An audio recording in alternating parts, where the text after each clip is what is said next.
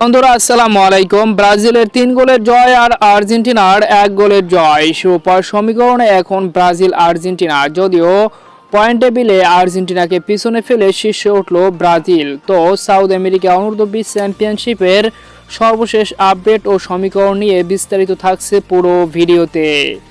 আজ রাতে ব্রাজিল মুখোমুখি হয়েছিল প্যারাগুয়ে অনূর্ধ্ব-20 দলের বিপক্ষে, যেখানে 3-1 গোলের ব্যবধানে দুর্দান্ত জয় নিশ্চিত করে টিম ব্রাজিল অনূর্ধ্ব-20 দল। অন্যদিকে কলম্বিয়ার বিপক্ষে হাই ভোল্টেজ ম্যাচে মুখোমুখি হয়েছিল আর্জেন্টিনা যুব দল, যেখানে 1-0 গোলের ব্যবধানে জয় পেয়েছে আর্জেন্টিনা।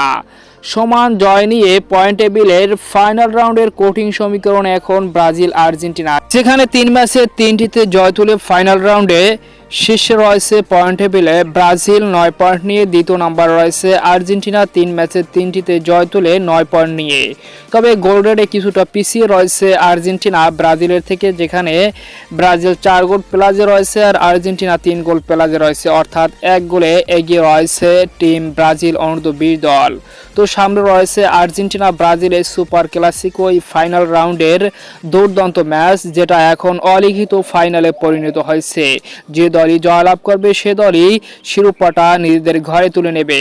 তো সম্মানিত দর্শক কিংবা ভিউয়ার্স বন্ধুরা, আপনার মতে কোন দল সেই ফাইনাল রাউন্ডের গুরুত্বপূর্ণ ম্যাচে জয়লাভ করবে?